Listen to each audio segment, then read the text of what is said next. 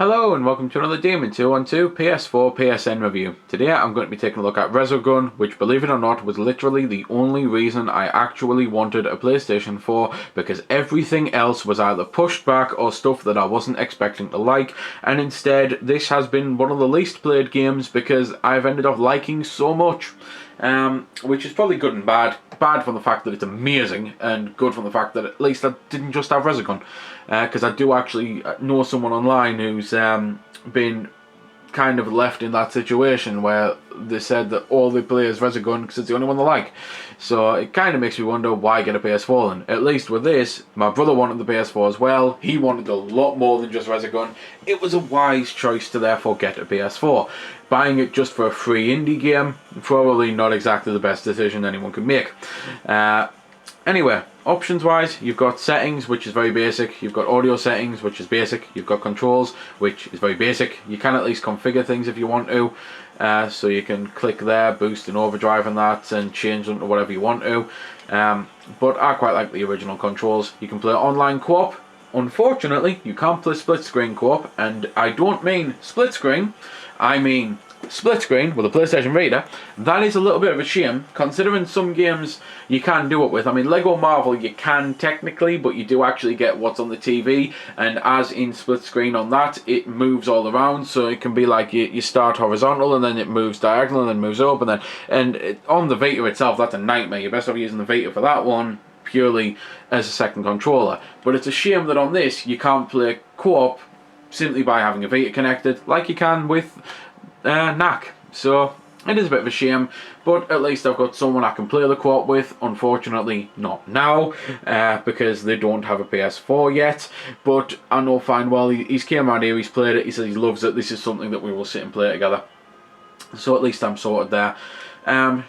Once you go into a level, you've got a ship choice, so I always play as the one that's faster because I prefer more agility in shoot 'em ups, so I'll be choosing that one here. You can then go through the levels that you've played and unlocked and that. The whole point is it's a high score game. It's what Housemarque do best, and I hope I'm pronouncing that right. It might be Housemarque or something, but either way, it's what they do best, because Dead Nation was a story game, but it was all around shooting and getting high score, and then Stardust was a high score, and then this is a high score, and it's fantastic. Graphically it looks great, and it's actually one of the most impressive on the system, because when you beat a level and you kill the boss, the particle effects that come off the screen are just phenomenal. You get so many things happening at once. This is also one of the few games that I'm actually able to do music on, because if you've been watching all of my reviews, which I do apologise in advance because I know how my voice can start to grate, but if you've been watching all of them, you might have noticed I haven't really done music in any of them, because it's not the sort of games that I can do music in, whereas this is, so it will end with a little bit of the music. Obviously I've mentioned graphically it's fantastic, and musically I think it is fantastic too. Gameplay is so simple and amazing, it just works, it just does, it's just one of those games. The whole point is, and it's the thing that I've not seen anyone mention, and no doubt someone will say, well actually this guy mentioned it in this vid, but the whole point is, it's Defender. How I've not seen anyone mention it at all in passing is beyond me. But this is Midway's Defender, and anyone saying it's not needs to go and play Defender. It was one of my all-time favourite arcade shoot-em-ups. You play on a plane where you constantly move left and right, and you're on a flat screen. So this is a curved version of that, and that's because the technology's advanced enough to be able to do it, so that you're not going from the far left, jumping instantly to the far right. Aliens turn up. That's also sounding very Defender-ish. Humans are there, and you have to save the humans before the aliens go down to the bottom of the screen, capture them and take them up to the top and kill them. It's Defender! How the hell has no one mentioned this? It's just one of those things, it boggles the mind. It's the sole reason I wanted it, because it's the closest thing I've got to Defender 3. And yes, there was technically a Defender 3, but it was like a third-person flying cockpit game released on the GameCube, and it was awful. It wasn't Defender at all. It was just another one of those cash-ins where they used an old-school name, and it was just horrific. So this, as far as I'm concerned, is an homage to Defender. You can get power-ups, which you might have noticed, as well as extra lives and getting shields from rescuing the humans, as well as getting a higher score. You've got a high score multiplier in the top middle of the screen, and if you stop killing anything for even, I think it's 5 seconds, it might be 4 seconds, then the multiplier drops. If you die, the multiplier drops. So it's one of those, you've got to constantly live and you've got to constantly shoot things to go for the high score, and it's why co-op probably works as well, because it means that you can either have a little bit of help, so you can have someone watching your flank all the time, or you can have them on the other half of the screen so that you can watch out for the humans, because sometimes the speaker in the PlayStation 4 will say human in danger, and that's the only information that you get. You haven't got a clue where the humans are, so by the time you get to it, you die. Sometimes you will get a visual clue, like this there, I got a flash of red, so I knew exactly what direction to go, but other times you can't see the flash of red, and it means that the human dies, and it's a bit of a shame. As well as getting weapon upgrades like lasers, you might have noticed I've got a bit of a homing missile, and that I think I can then go up to 2 homing missiles on that when I get the next one.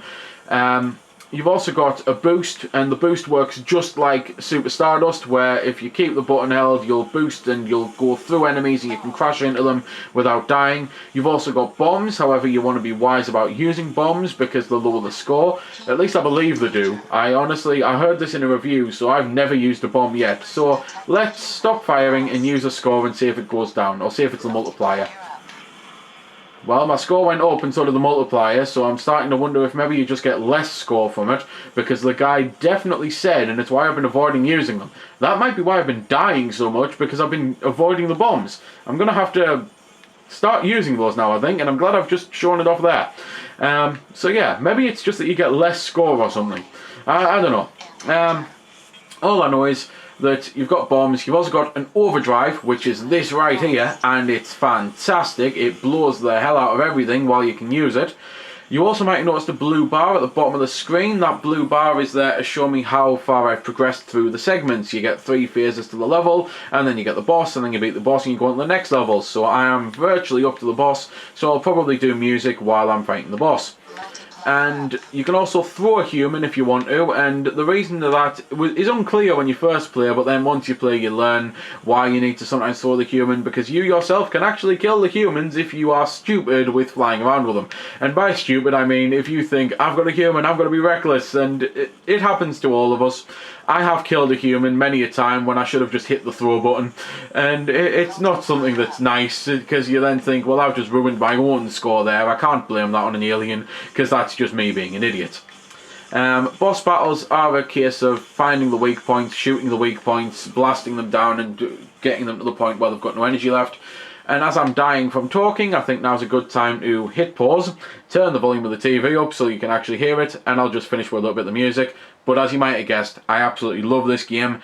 Seeing as it's free for anyone who's got Plus in the month of December, it's well worth a free download. And even if I had to pay for it, even if you have to pay for it, for £12.50 I think it's going to cost, it's a fantastic game for the price, it really is.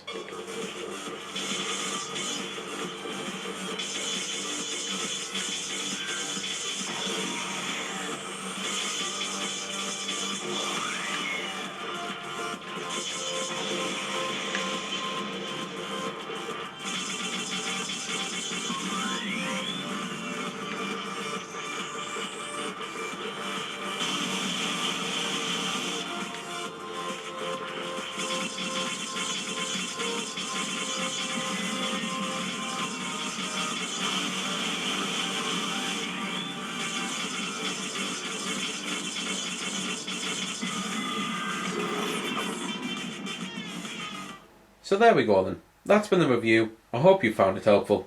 I don't score the games because that's based purely on opinion, so instead I'll leave you to make your own mind up. So thanks for watching, and if you've got any questions about the game that I didn't answer in the vid or that hasn't been answered in the comments, then feel free to ask and I'll help if I can. Also, if you did find it helpful, don't forget to check out my channel because there's plenty more like this up there, and don't forget to subscribe because there'll be plenty more to come as well. So until next time, this has been Demon212, signing off.